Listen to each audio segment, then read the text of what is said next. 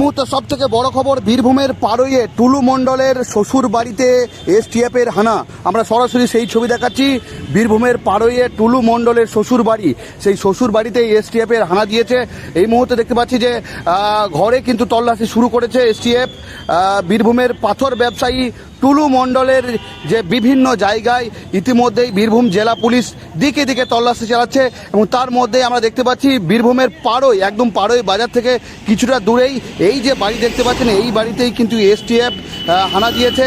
এবং টুলু মণ্ডলের যে চালক রয়েছে মিন্টু শেখ এবং উর্ফে শামসুল আলমের বাড়িতেই হানা চলছে। এই মুহূর্তে সরাসরি সেই ছবি দেখাচ্ছি বোলপুর নিউজে, এবং এলাকার প্রচুর মানুষ এই মুহূর্তে জমায়েত হয়েছে। আমরা দেখাচ্ছি প্রচুর মানুষ এই বাড়িকে ঘিরে ভিড় করেছে। আমরা দেখেছি যে কয়েকদিন ধরেই কার্যত কোটি কোটি টাকা উদ্ধার হয়েছে টুলু মণ্ডলের আত্মীয় সহ বিভিন্ন জায়গা থেকে। এবং এরপরই দেখতে পাচ্ছি আমরা যে টুলু মণ্ডলের শ্বশুর বাড়ি, পাড়ইয়ে শ্বশুর বাড়ি, সেই শ্বশুর বাড়িতেই কিন্তু এসটিএফের টিম কিন্তু হানা দিয়েছে, এবং দিকে দিকে এই তল্লাশি চলছে। আমরা সেই ছবি তুলে ধরছি। বীরভূমের একাধিক জায়গাতে টুলু মণ্ডলের যে সম্পত্তি, গাড়ি সমস্ত কিন্তু প্রশাসনের তরফ থেকে বাজেয়াপ্ত করেছে। আমরা সরাসরি কথা বলবো। এমনি নুরুল হকের বাড়ি, টুলু মণ্ডলের শ্বশুরের বাড়ি। আমার বাড়িটা পাশে। টুলু মণ্ডলের চাচা শ্বশুরের ছেলে, আমি শালা হচ্ছে, আমি চাচাতো শালা।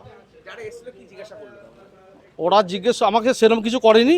আমার বাড়িতে সার্চ করলো, আমার বাড়িতে কিছু পাইনি। হ্যাঁ, ওরা সিজালিস করলো নীল বলে, কিছু পাইনি বলে নীল দেখেছে, নীল ওইটাই। না, তারা বাড়িতে আমি তো দেখতে পাচ্ছি না। না, টুলু মণ্ডল শ্বশুর বাড়ি অবশ্যই আসবে। শ্বশুর বাড়ি কেন আসবে না?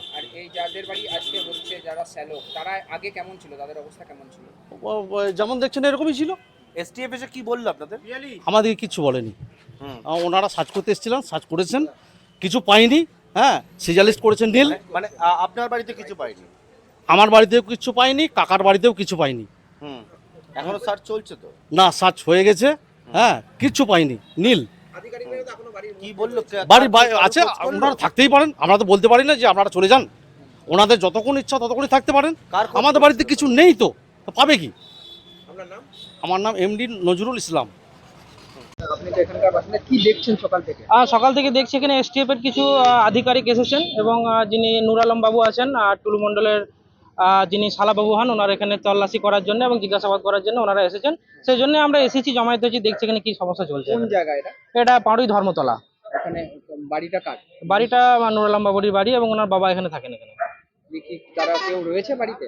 সেটা তো আমি বলতে পারবো না ওনারা আছেন কি না। সেটা আমি এসে এখানে দেখছি যে এরকম অবস্থা, ওই জন্য আমি দাঁড়িয়ে এখানে দেখছি। কি মনে হচ্ছে এই ধরনের কেন হচ্ছে? এখনো পর্যন্ত যেটা দেখছি খবরে বা বিভিন্ন জায়গায় যেটা দেখতে পাচ্ছি যে অনেক টাকার পাহাড় বা অনেক সোনাদানা বা অন্যান্য যে দুর্নীতিমূলক কাজগুলো রয়েছে, সেসব বিষয়ে পুলিশ অনেক তথ্য প্রমাণ পেয়েছে।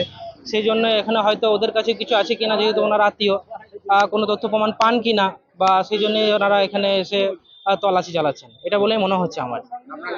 আমার নাম শেখ নাজিবুল, এখানকার স্থায়ী বাসিন্দা। আমরা দেখছি এই বাড়ি থেকে টিম এসছে, তল্লাশি করছে বাড়ি, ওগুলাই দেখছি। কার বাড়িতে এটা? এটা টুলু মণ্ডলের শ্বশুর বাড়ি। কি নাম এই যা বাড়ি মালিক? নূর আলম।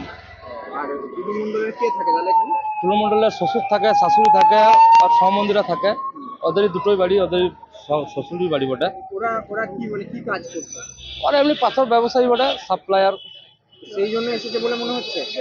সেই জন্য এসেছে না, ওই মণ্ডল বাবুর টাকা বেরোচ্ছে বলে কি এখানেও আছে কি সেটাও দেখতে এসছে, ওটাও হতে পারে। এরা আগে কেমন ছিল? আগে অবস্থা কেমন ছিল? এরকমই ছিল। এখন প্রচুর টাকা পয়সা এখন?